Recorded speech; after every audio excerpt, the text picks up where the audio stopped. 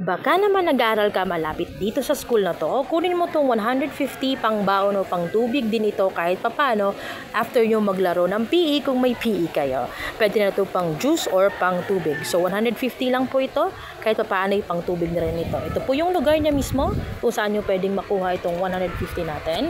So yan, kulo natin sa lugar. Yan. At another clue, katabi po niya isa ding elementary school. So, high school po ito siya dito. So, kunin nyo na to. Pang baon din ito kahit papano o pang tubig after nyo ng PE.